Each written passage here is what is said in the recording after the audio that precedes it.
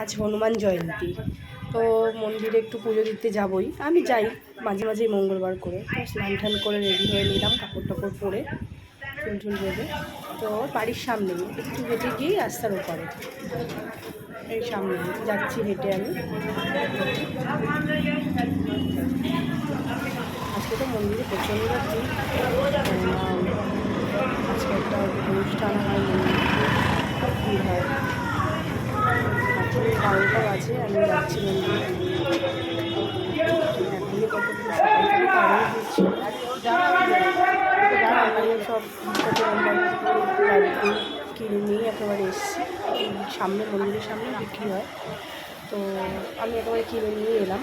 মন্দিরের ভেতরে ঢুকছি, শুধু ফুলটা কিনবো, ফুলটা কিনবো। তো মন্দিরের ভেতরে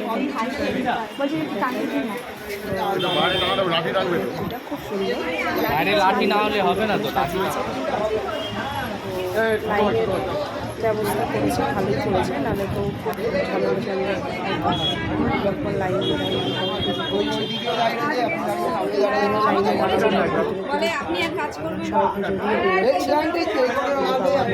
দেখা যাচ্ছে।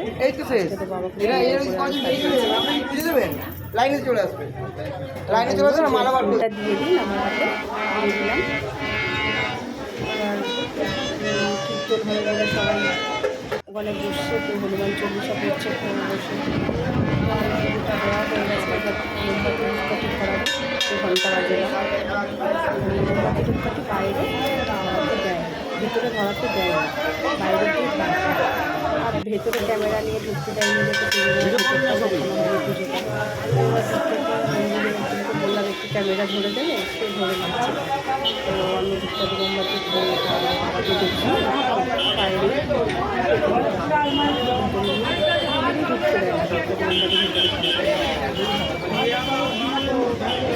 বাইরে সব ঠাকুরের মূর্তি আছে, লক্ষ্মীনারায়ণ আছে, তাদেরকে আরও দেখালাম, রাধাকৃষ্ণ আছে, তাদেরকে বাইরে করে দিলাম। এবার বাড়ি চলে এলাম। বাড়িতেও তো জানেন সবাই, আমার বজরংবলী, রাম সীতা সবই আছে।